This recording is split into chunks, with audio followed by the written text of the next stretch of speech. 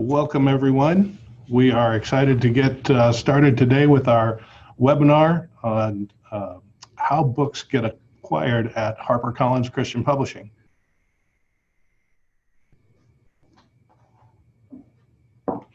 We're excited that we get an opportunity today to speak with one of the senior acquisitions editors at HarperCollins Christian Publishing, and that's one of the privileges we get as Author Gateway. We are sponsored by HarperCollins, and even today we are bringing this webinar to you live from the headquarters, and we're in the conference room here just outside of the president's office, and we have inside access that you can't get anywhere else. And so we're really excited today. And we're going to be talking about the entire process from when a proposal is submitted all the way through the time that a book is published.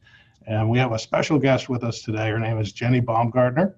And Jenny is going to talk us through this process.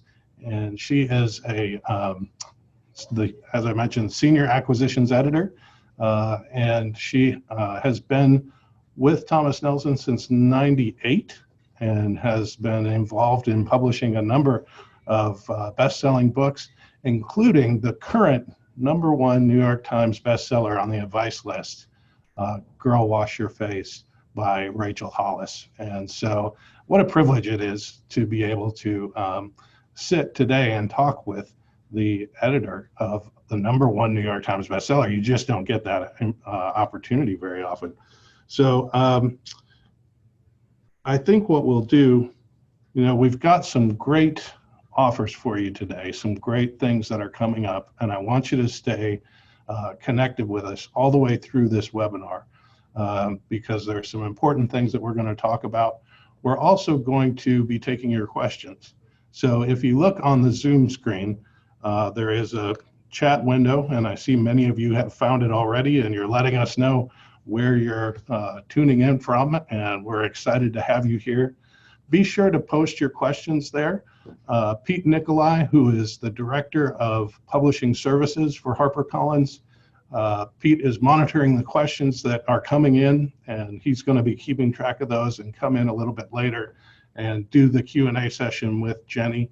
And we'll be able to walk through your questions that you post during the webinar. So be sure to go ahead and post those as they come up, and we'll have that Q&A session at the end.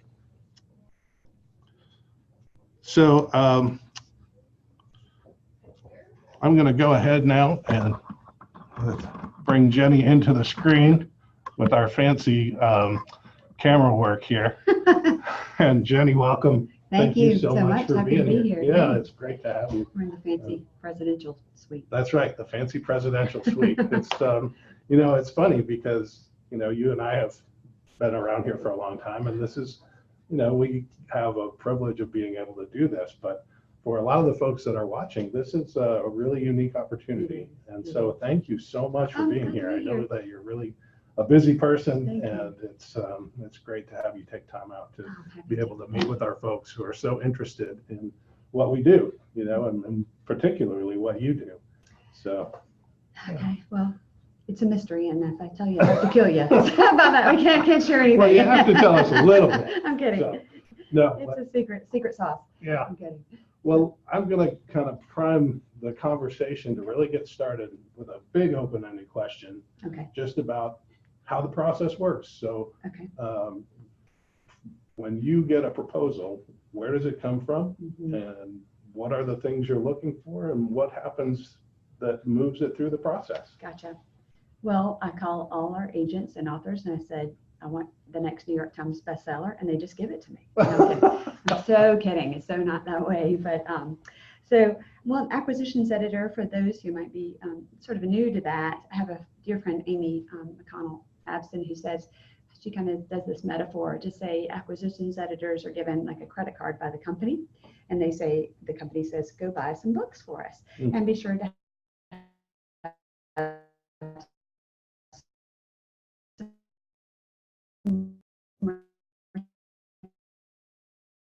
return on for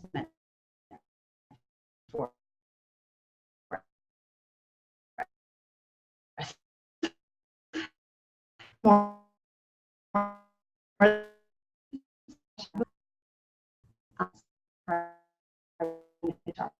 state shopping.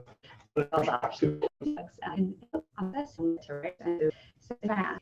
There's so many pieces to this puzzle, and so many people working on a book that it's not. There's no one sort of. Of course, the idea and the writing comes from the writer, but there's so many other people behind the scenes that nobody undertakes a successful book alone. It's just a misnomer if we think that. Sorry, but it's just so many people that work so hard for books, and every publishing company, whether it's here at HarperCollins Christian, all the way from Elm Hill and what Westbow down to the smaller traditional publishers, whoever. It's just a lot of people on the bus here. So yeah. And I love my team to death. I have a great team. In fact, we have 4 New York Times bestsellers actually on the list right now in Nelson Books. And I just said, I love you guys. Email last night. So Wow. That's nobody amazing. responds if they love me back. That's amazing. Just the ECPA list, the best-selling Christian books, the top 50. Harper has more than half of those books. Oh, wow, that's great. It's really cool to get some Absolutely. insight on that. So you reach out to the agents and say, I'm shopping for books, and they come to you, and they typically will send a proposal. They do, and most publishers these days, traditional, don't accept what's called unsolicited proposals. So, Okay. And you just add agented or unagented. I can't say it to that. So agented proposals are solicited, and the unagented would be unsolicited. And so in general, the ones that come to me are via email. Nowadays, we used to have the hard copies, and they'd be slush piles. Yes. Those were real because it was a giant pile on my desk or floor The real to go slush through. pile. Yeah, it was true. It's a true thing, a physical thing. But no more. Now they're emails. And so agents that I've worked with and know, or new agents that I'm trying to connect with all the time, that might have writers that we publish Christian writers. The content itself doesn't have to be overtly Christian by any means, but the writers themselves need to be professing Christians. So they'll send us proposals via email, the acquisitions editors. However, I don't want to discourage any of the people watching who may not have an agent yet, because there are other ways to get in touch with an acquisitions editor. And I meet writers at writers conferences. There are also writers groups around. Redbud Writers Guild, I've been to their conference and I'm in touch with some of those. There's a couple of writing groups here in Nashville. You can also just have an author that says, Jenny, will you take a look at this person? Sometimes they come to me that way. So recommendations. So there's many ways to kind of get in the door to an acquisitions editor. Certainly we have a lot to read through, but it helps if we have an agent or a writers group or another author to kind of do that vetting and that filtering for us. Right. There's so much to read out there. There's so much. There's so much. It's just not humanly possible for actually me to read it all. So if we did unsolicited, we wouldn't sleep and we wouldn't eat and we wouldn't. But that's really encouraging. Just that I know that so many aspiring authors, that first step of getting an agent, that's a challenge in itself, and really pitching agents for representation. And we've done a webinar on that and how to hire an agent, and really the work that goes into creating a good proposal and what that means to create. It's so much work. It's so much work, but it's so important. It's really, really critical to create a solid proposal that gets the attention of an agent. But I'm encouraged that there are other ways to reach an acquisitions editor. And so you mentioned writing conferences as well as just referrals from people that you trust. Oh, yes, for sure. So that's really encouraging, knowing that, being able to network and to reach acquisitions editors that way. That's pretty cool. But talk a little bit more about writers conferences and what kind of conferences interests you, what gets your interest. Absolutely. Well, I will say though that I've kind of cold called people before. For example, it's another encouraging thing for some writers. So if you were to have, maybe you have a blog and something went viral, that's in our lexicon in the last decade now. So I've I found the author and I've called them and said, Wow. Hey, have you thought about writing a book before? But here's what happens to me in those cases. So they'll say, sometimes I haven't. And there's one author in particular that, so we spent several conference calls trying to create a book idea and a proposal. And at some point I went, I work to create a strong proposal, and I have to bring that in-house, and we'll talk about that process in a second. Mm-hmm. So I essentially just said, where are you located? And he was in Texas. And there's a dear agency there that we've worked with a long time. And that agent happened to call me on a Friday afternoon after I'd spent the morning talking to him, like the third phone call to kind of create the beginnings of proposal. Wow. And so she called me that morning and she said, do you have any authors you're looking at? I said, I do. Could you help make a proposal?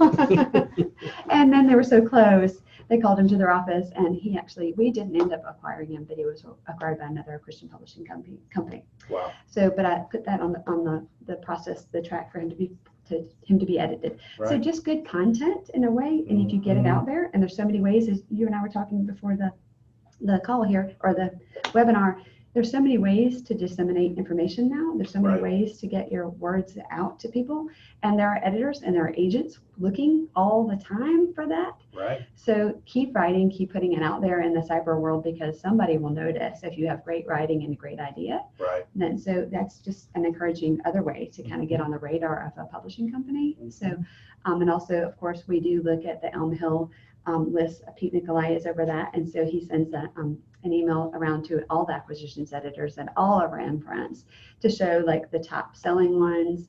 And that's another way, to me, it's a vetting. It's a way somebody's also filtered. So if you've already written a book with them and it's taking off, you've sold 1,000 copies, and that means you're working hard to promote your book and pitch your book. Right. But you also have something that people like to read, whatever that concept is, and you can actually write, obviously. So it's another way for me to say, okay, look, there's another one, because there's just so much out there, but this rises to the top, and it's a way for me to find other writers and authors. That's awesome. So there's lots of ways to get out. Because I used to go to writers' conferences, and they would think there's gatekeepers, and really, I don't think we consider ourselves gatekeepers. It's more of how we are looking for you as much as you're looking for a publisher. We're not. It's not. We need you. We need to publish great books and great material. But how do we find that's been already shown to resonate with a certain group, a tribe, or you've already shown that you know how to at least promote or how to put it together a proposal or a book, or just some things, because there's so much out there. So anyway, that's partly what I think we look at writers' conferences. They have all these writers with deer in headlights, and I want to say, I'm not the gatekeeper. In fact, there's many ways you can get to the top, and they're just look for your avenue, and we'll find you. So that's great. Find each other, I should say. That's really, that's really encouraging. So, okay, let's talk then. So now you've been pitched a proposal. That's right. Yep. And you, it's gotten your interest. I'm curious, is there anything that you see that is like an immediate turnoff? Are there things that people might do that it's just like, I can't touch this, or we talked a little bit about writing. Yeah, right. Quality. Mm-hmm. But are there red flags that come through for you? Well, some of the obvious ones, I think, and I've even had a publisher or two say, if they can't spell or put the proper grammar in the beginning of their proposal, it just automatically, because you're trying to pitch to a publishing company with editors, and words are our thing.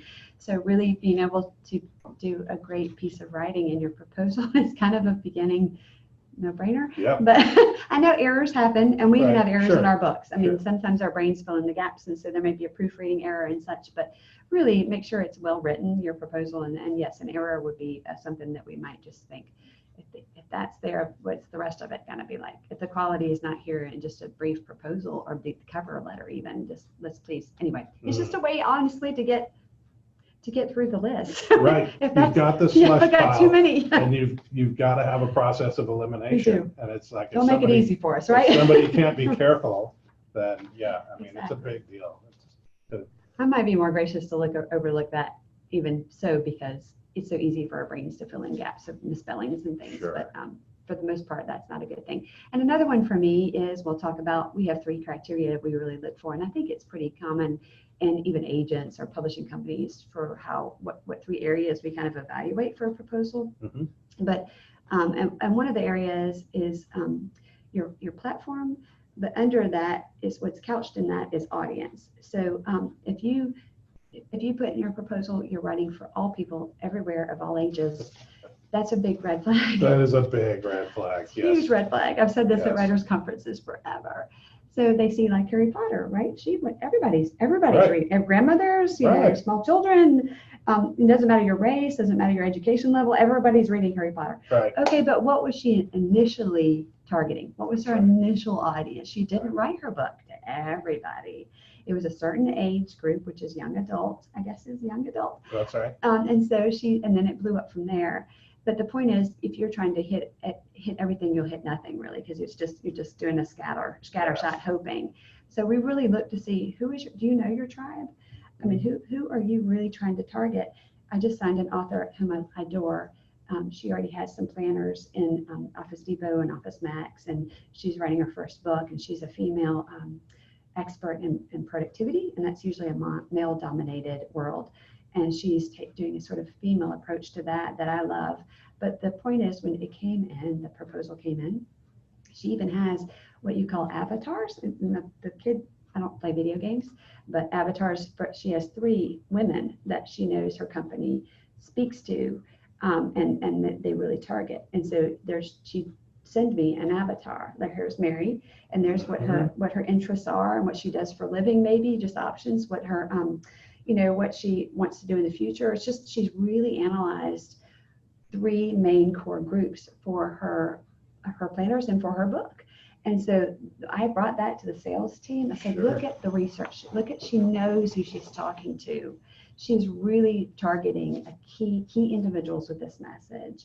And was hugely successful in-house, just for me to communicate this author's idea. Oh, that's Because great. she really knew how to, what she's speaking your language, literally, Right. if you're her market. So Yep. that was a huge deal. So please think about who your market is Mhm. specifically. And then we know that we always hope that it'll go much bigger and much broader than that. Just know that that's our goal, to get your book as broad as it can be, Sure. to as many hands as possible. But when you write, you're not really writing to everybody. I mean, even my son and daughter, we're talking about their children. We have two 11-year-olds. They have completely different interests. They're not going to like the same things. So Right. you have So- to target. Right. Even knowing whether you're writing to a boy or a girl, or it's really interesting. I had a coworker who used to say, a book for everyone is a book for no one. That's right. That's so good. That's right. It just doesn't work that way. So that's really helpful. It is. That's good. That's a definite warning flag for that. So when so now you've called through a proposal and you say, I want to take this to the Right. publishing board. Do you create a proposal on top of the one that's already been created, or is there an in-house proposal? We used to, I've been here 20 years, so we used to have to take the agents or the initial proposal and put it into an ed board template. We call it editorial board here, but there's Okay. a first board that's just the people in our publishing unit. So it'd be the acquisitions team and the publisher, and usually a marketing person or 2, to really read what came in from the agent. And right now I don't have to change that. I do have to ask questions in advance, so that I'm ready to go to my team in Nelson and say, okay, here's the proposal, and I add a little message at the top. Here's why I like this, and here are the answers that you may have, because questions you may have, and here are the answers to them, because I had the same. So I do some homework before Ed Board, and then we go to Ed Board and we discuss it. And so in that meeting, it's where we talk about, you need an in-house champion. So you really need to find, and that's why maybe agents are really helpful. Not maybe, they are helpful. They will know the editor, sometimes for a long time. And so if you have, for example, I love motivation, self-help, and also psychology and counseling books, and just relational kinds of things. So if they have that, they'll call and say, hey, we've got, I did the serial killer's daughter. And that was just Right. something I really wanted to walk that path and helping her get that down on paper. And I knew Wow. the psychology would be, and it would be hard. It was a hard walk, and she's amazing and strong and did it. Wow. However, that was something I knew I would be able to work with. And so, and hopefully help and even pray with her through that. And so we did 2 years of that. But so they know that each editor kind of has their bailiwick, their area that they really love. Not that I do books of all kinds, but so they'll kind of target that. But regardless, once it makes it through Ed Board, and I might have to champion it, like I might have to convince the team, it still has to go through another step, which is a little bit more intimidating to me in a way, because it's the salespeople. You have all the salespeople and audio and licensing people, and sometimes even the CEO comes and they want to hear about the next potential projects. So it's my job then to put that into a separate proposal.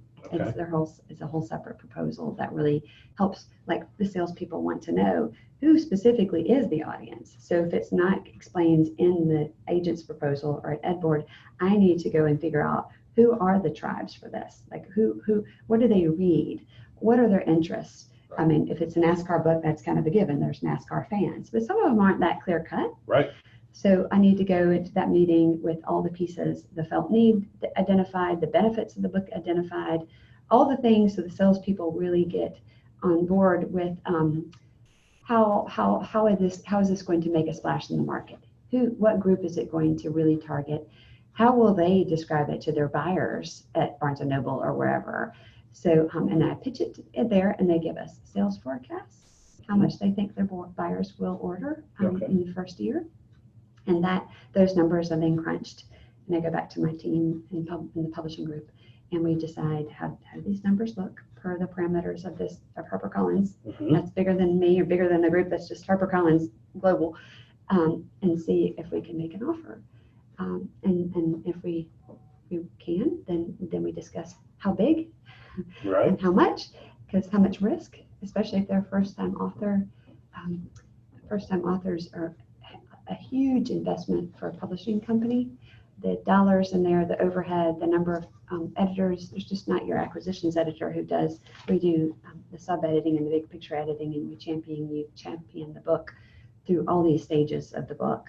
But then you have managing editors, and you have copy editors, and you have proofreaders, and you have marketing VP, and you have a marketing director, and then you have marketing people under that. There are just so many people and all that overhead cost to a brand new book is just, that's a huge investment from a publishing company's perspective. So here that sometimes authors think maybe we're not putting enough into it. I've seen that, and I want to say to them, you have no idea how much work and time we're putting into this book, really, just to get it this far. But so anyway, that's where we are. That's kind of the nutshell.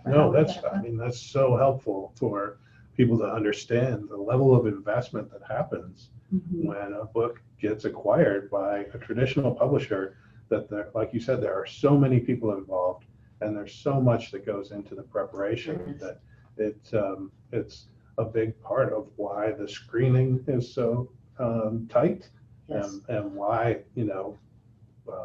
why a publisher can't accept unsolicited proposals, that there have to be those filters, because there's so much to look at, and then like you said, there's so much investment that goes into a book, and so being able to then look, you've got a presentation to all the salespeople, and they come back with their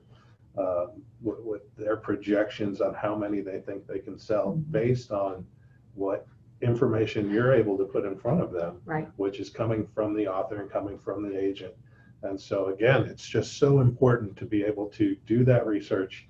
That focus on the audience is just so critical in knowing who you're talking to, who you're writing for, what problems they're facing, what solution you're offering through your book. That's good. Those points that a lot of times people, they're inspired by a certain message that they want to write and they want to share, but really need to focus on who they're writing to and what emotions they're feeling, and how the book is going to be able to respond to that and offer some sort of solution or guidance. And so it's we just want to really encourage folks to spend time developing that thought pattern and putting it into your proposal, because that's work that you're going to do. It is.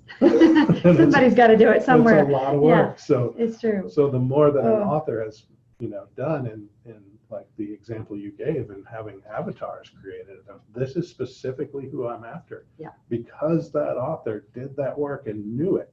She knew it from the very It beginning. was a huge. That was impressive. a very impressive thing to It the was. whole team. So that's I think a really good piece of advice for everyone to consider in developing your audience and knowing who you're writing to and why you're writing your book.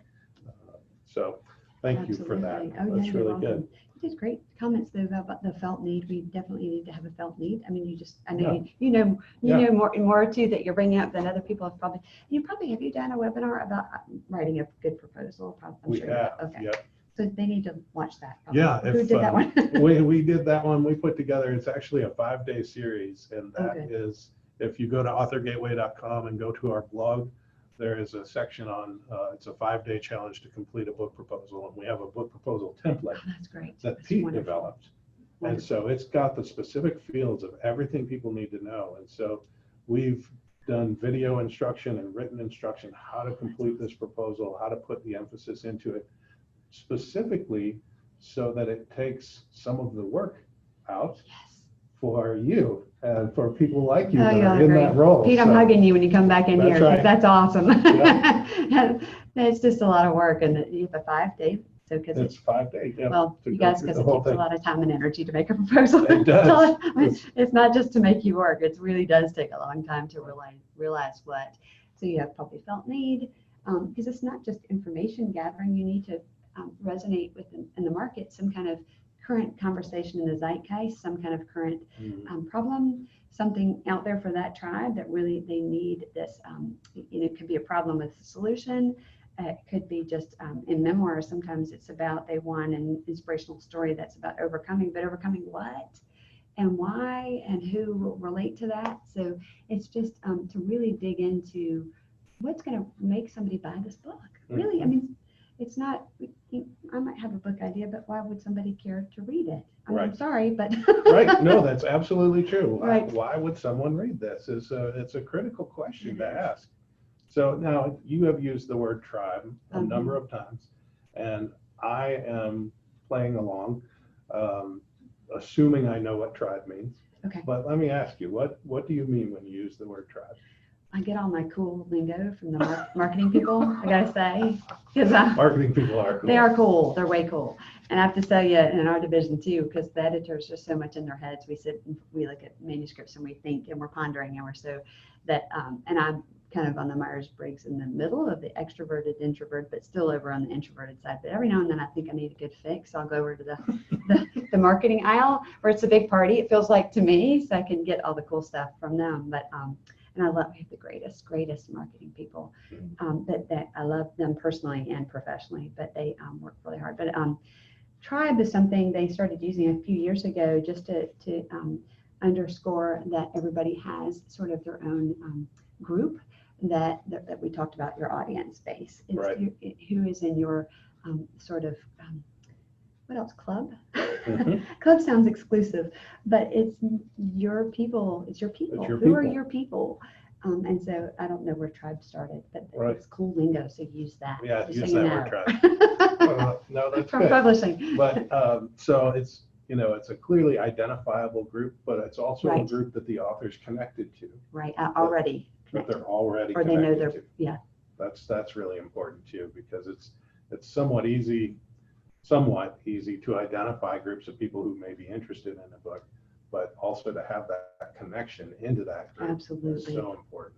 And I hate to say that because, when I used to teach at writers' conferences in the late 90s, early 2000s, the idea of platform was so depressing because it's how do I build a platform? And usually writers are not salespeople. I mean, Right. they're there to write. And as an editor and a book lover and a word lover, I would empathize and say, I wish I could just say, that's the most beautiful book I've ever read. However, even the most beautiful book, remember a publisher and I won't say his name, but I'd look over some great proposals and I'd say, Brian, I said his first name, but regardless, this is so great. I don't know how we get who's going to find it? How are they going to find this book out of the million books that are published every year? Right. Because this person has no connections with any kind of even influencers or any kind of promotional engine. They've not created any kind of connections. There's no groups they're part of. I don't even know how, and the marketing team is saying the same thing. There's no publicity angle, but I could work with the author to maybe shape that somewhat. But he said, I'll just tell you what I've been trained is just that, just tell them good job and you have to let it go. Yeah. And sad, so sometimes the best books don't get published these days. Right. They're not going to make it through because there's no promotional engine at all. And again, it doesn't have to be you have to have a website with 100,000 people looking at it every year, or a Facebook page with a cajillion people either. You could have other ways of promotional engines, which it could be maybe you speak a lot during the year, or you, if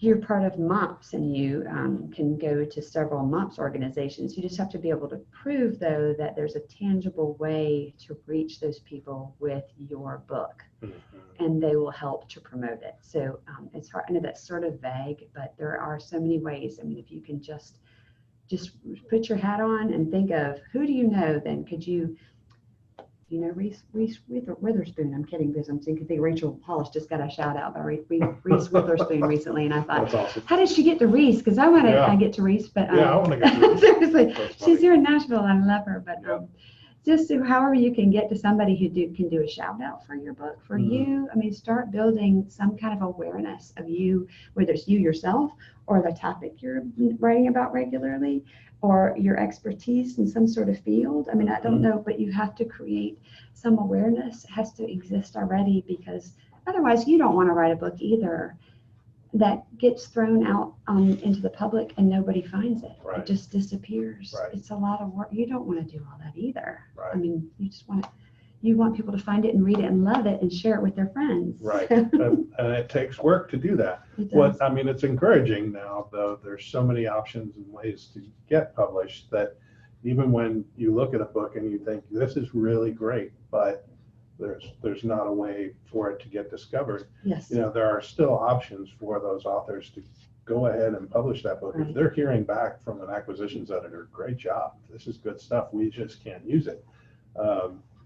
That there are options for folks to go out and self-publish or work with a hybrid publisher and, be able to do the work to develop their platform, to get connected to the influencers, to do the speaking, the things that you're talking about, and begin to sell books on their own, that if there's merit there, then those books can make their way back around. Absolutely. And you've been able to see, wow, this person really put some legwork into this. Absolutely. Yes. And so do you have, That's right. you mentioned earlier that Pete will, he'll bring up lists of books that are performing well with Elm Hill. Elm Hill is a hybrid publishing solution from HarperCollins, and something that we'll talk a little bit more about later.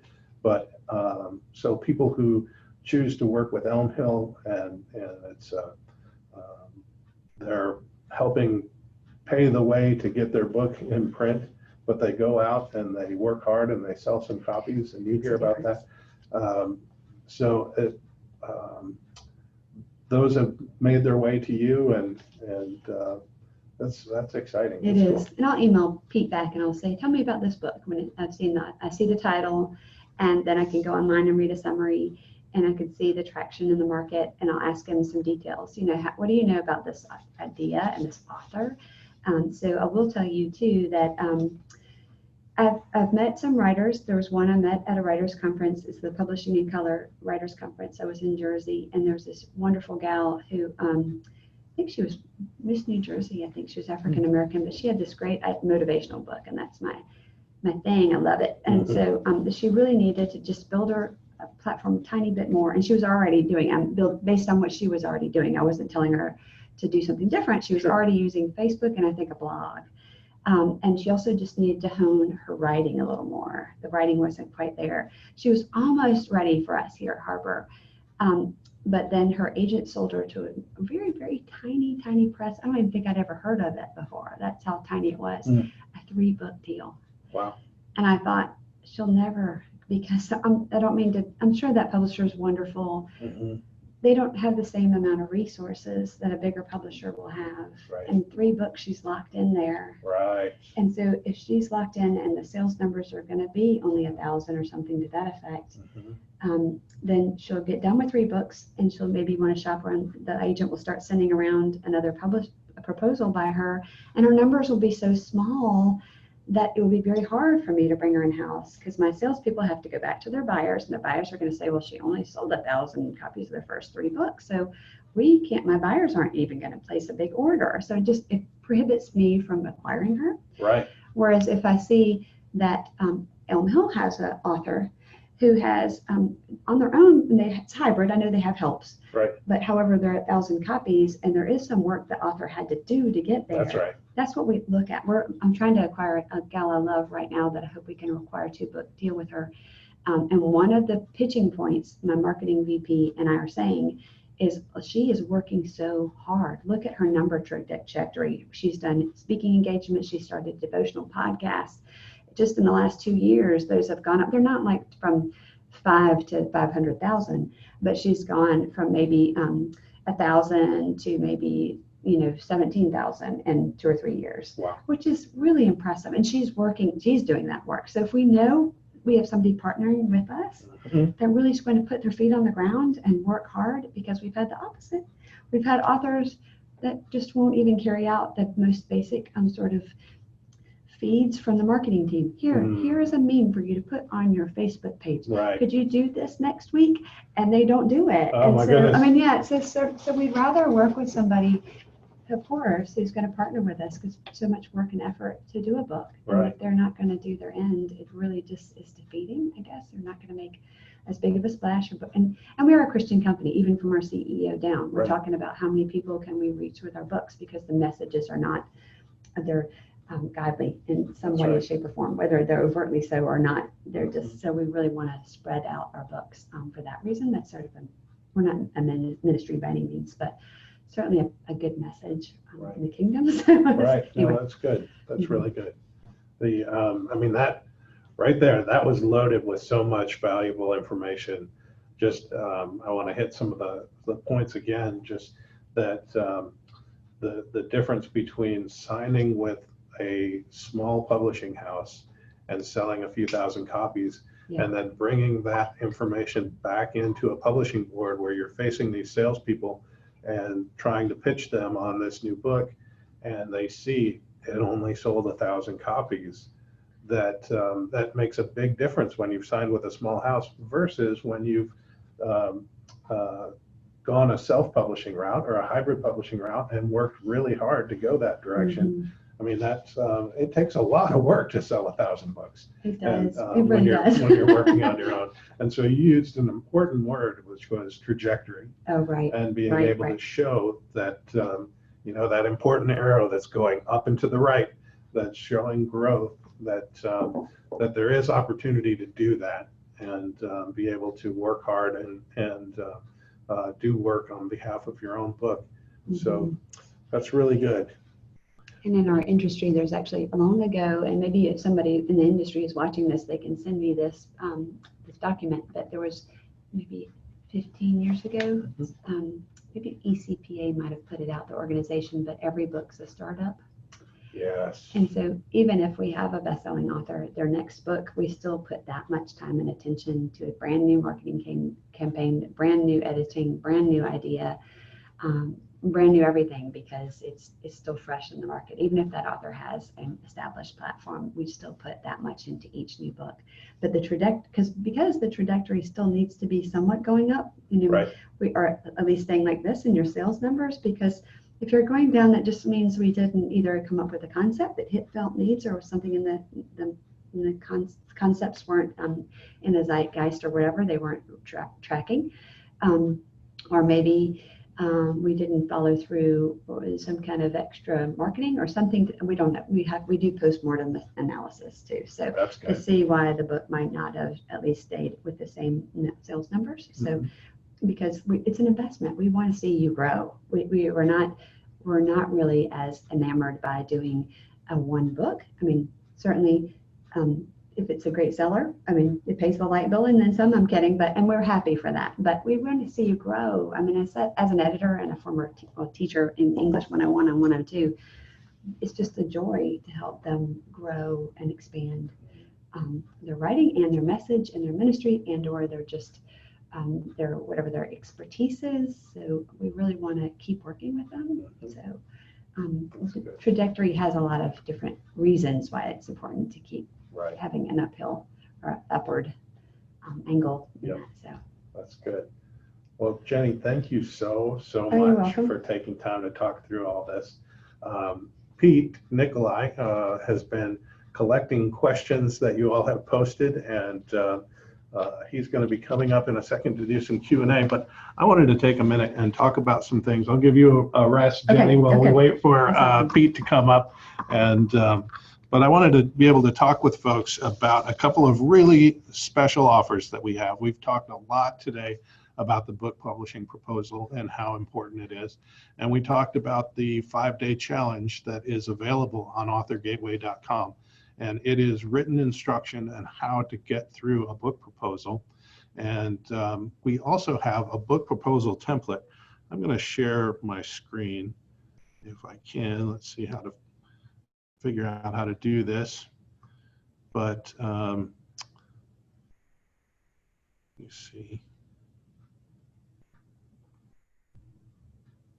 I'll show you how to get there. Okay. So this is our website, authorgateway.com.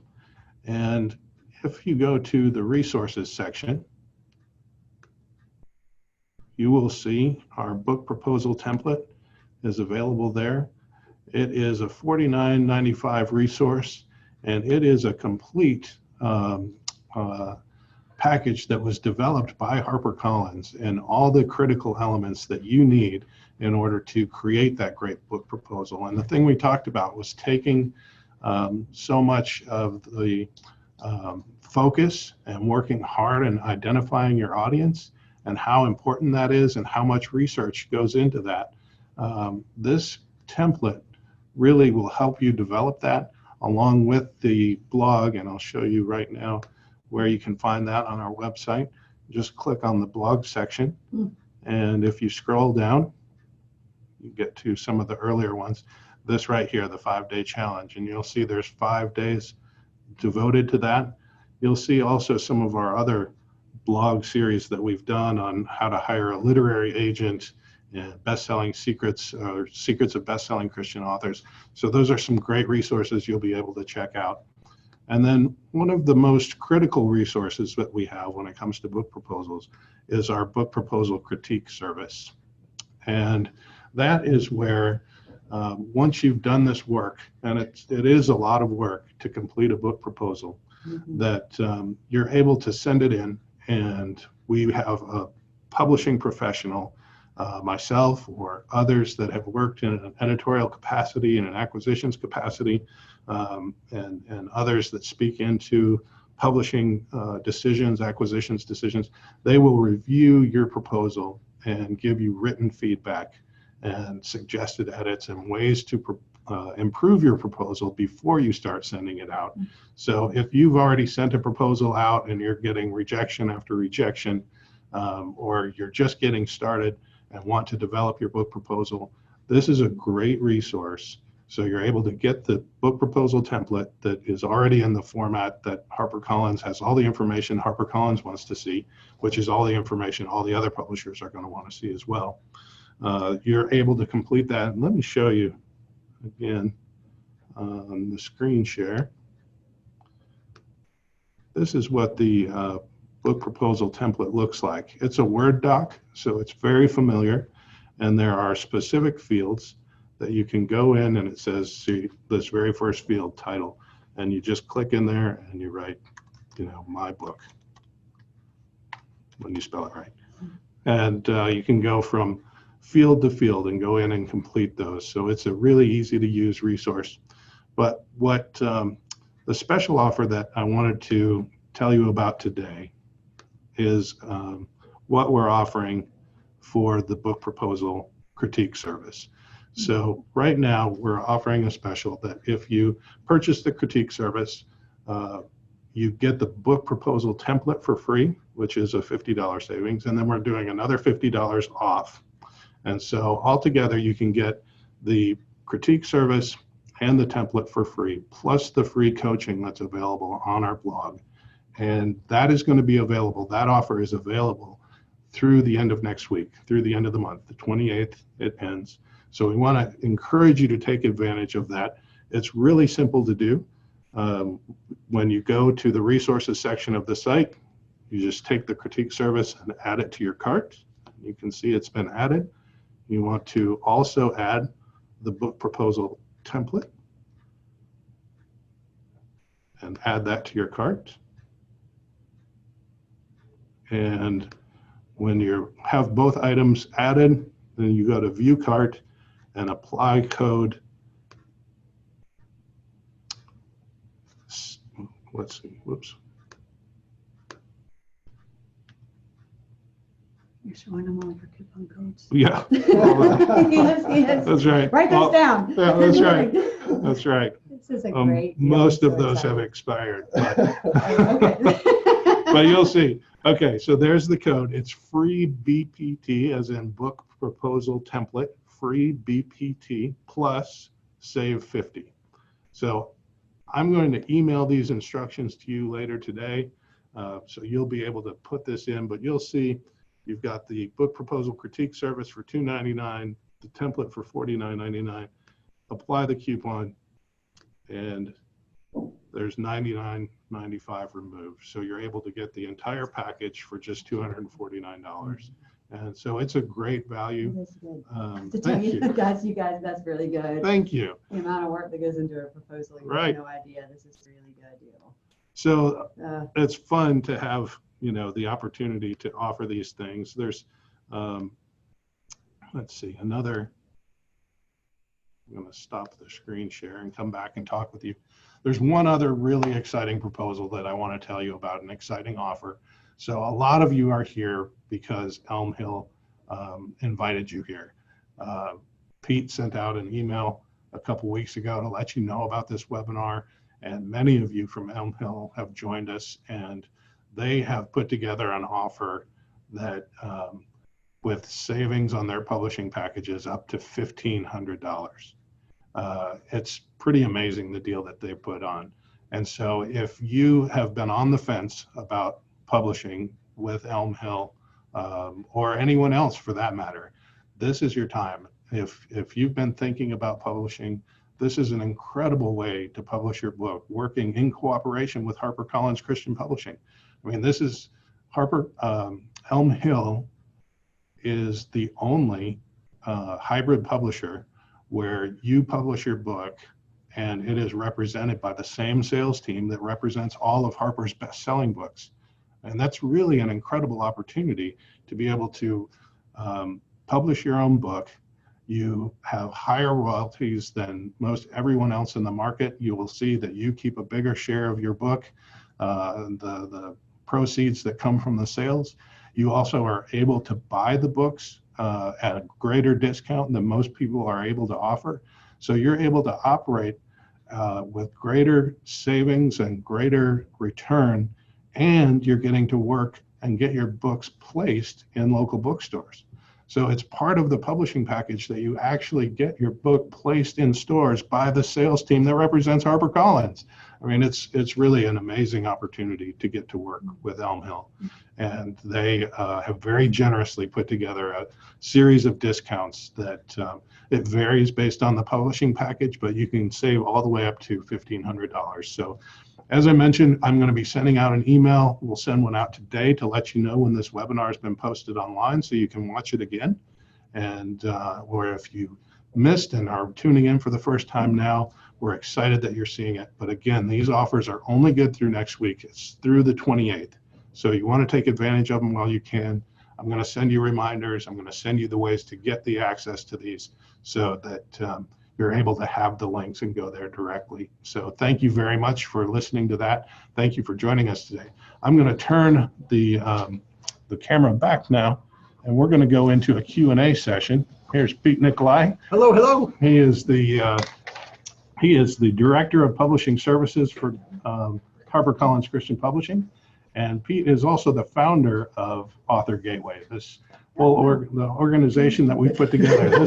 This was his brainchild, and the things that we have wanted to do to help educate authors. And so we're so appreciative of Pete, and we're so appreciative of all of you who have chosen to work with us today. And so thank you for your questions. And I'm going to turn it over to these two now and let them do some Q&A with you and address some of the questions that you've posed to us. So Pete, take it away. Thank you, and thank you everybody for sticking around for the Q&A part of this. We know we're going a little bit over, but I think there's so much valuable information that Jenny and Paul have been able to share so far. Thank you for all the questions you sent in, and I've been monitoring those and captured them on paper here. And some of these you probably already answered to some degree, but I think it's important, since the questions came up, to go ahead and reiterate it. And one of the first ones came in from, I believe it's Nicola, asked, is it true that authors in this generation must have a blog with a substantial following for their book proposals to be given any consideration from a publisher? Oh, no, it's not true. No, I don't think it is true. I mean, it used to be, I remember the nonsense of the blog. Do you remember that was a big deal? Yeah. And it was a super helpful way for authors to create a fast platform and some way to get a tribe, as we use that word. So, but blogging is actually just one of a bunch of ways to have some sort of promotional engine that we considered. So it's still a relevant way to create some sort of promotional engine. However, it's only one of many.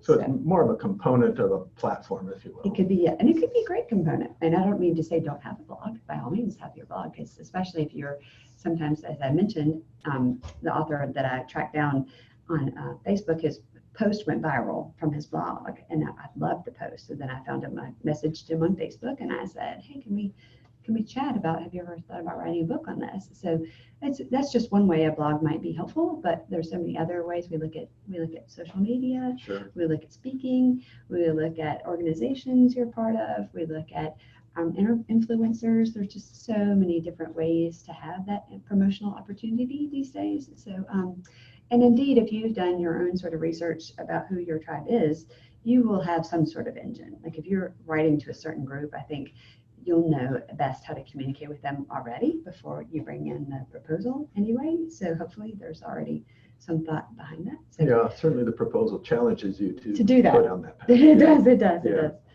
Okay, great. Another question from Deidre. How much do agents cost? How much do they cost? Well, it's pretty much the standard rate is 15%. You know, and basically the way it works, you should not ever pay an agent up front for anything. That's if an agent asks you for money up front, run. But basically, an agent gets 15% of whatever you get. So the agent is responsible for helping you secure that publishing contract, and then, you know, they're going to take 15% from the advance that the publisher pays, and they're going to take 15% of any future royalties for the services they offer. They're going to help you get that proposal in good shape, and they do a lot of work to earn that 15%. They really do, I have to say. And you don't want to be the only one communicating with your publishing company, just because, I mean, there's some shortcuts kind of conversations I can have with an agent and just say, you know, we can't do this piece of marketing because we don't think this is why it won't be as successful of an element. And then I can just say it direct. Mm-hmm. I don't have to explain it in depth. And then the agent can go back and, I mean, just sort of a benefit for that. But they also understand the contract. I think there's an agency that does 20% because they're a legal firm. In that sense, they also handle other parts of estates and things like that. So they charge a little more because they offer a certain extra there with the legal and the estate planning or the estate handling. But however, 15 is about the norm. But there's been in the media, Publishers Weekly, hasn't there been a couple of agents kind of discount? Yes. Everything's negotiable. Money. Yes. Everything's negotiable. Not that, but also just they're not ethical. They were taking money when they shouldn't have been. Went out of business. Yes, exactly. Yeah. Okay. So be careful. So be careful, right? As with all things, be careful. Here's a fun question for you from another Jennifer. She asked, have you yourself ever been published? Does graduate school count? Sure.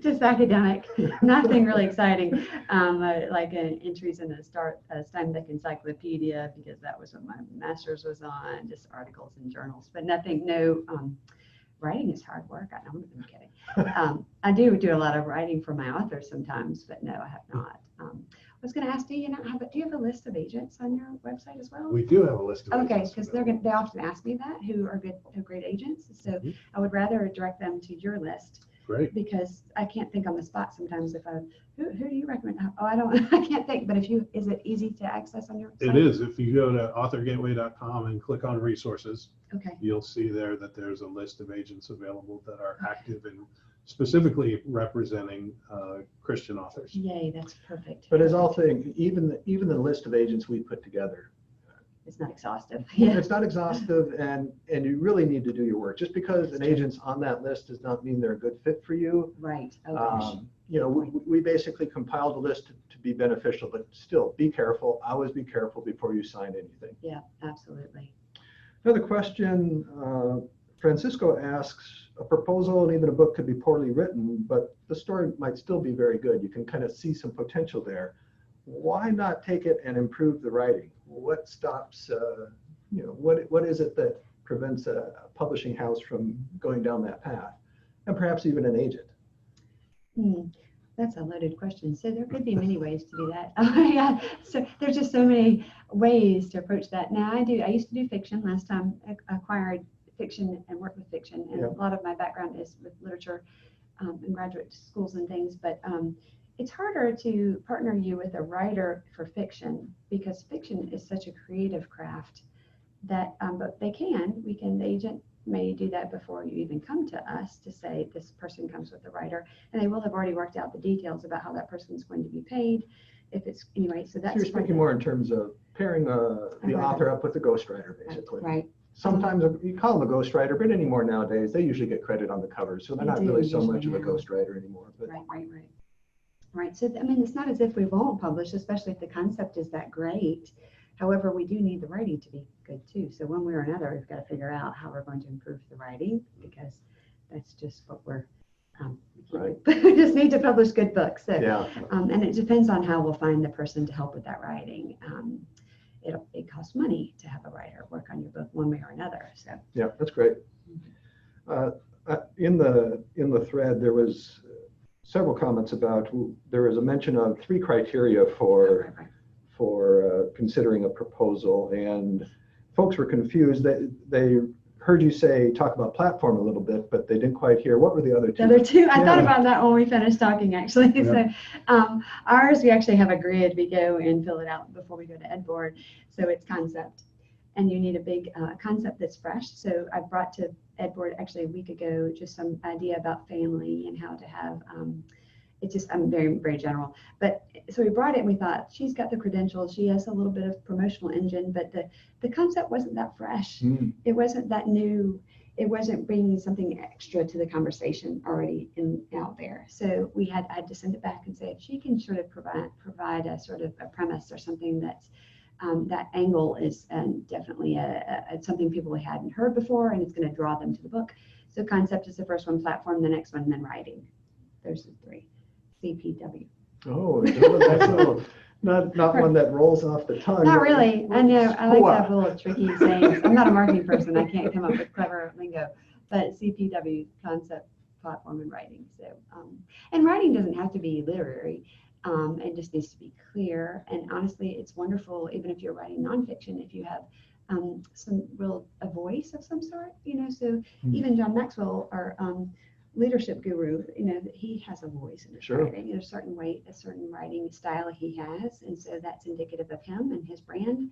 So it doesn't have to be flowery or beautiful, but definitely clear and communicates what you need to communicate, and a voice is nice too. So that there's the 3. That's great. And I think we'll stop there. I know we're running a little bit over, and so wanted to end it there and certainly say thank you to Jenny. Thank y'all. Yes. Thank you so much for sharing it's been a lot of fun. It's been fun. Thank you, guys. Yep. Paul, I'll let you take it from there. Okay. Well, we're going to wrap up. And again, thanks everyone for tuning in and being part of this webinar, and look for emails with more information about the special offers that we have for you. And we just want to thank Jenny again one more Thank you time. for It's having just so me. much It was fun. So, okay, guys are thanks fun. everyone. And we'll see you next time. Bye now. Thank you so much. Yeah, kind of, sort of. Thank We're you. not much.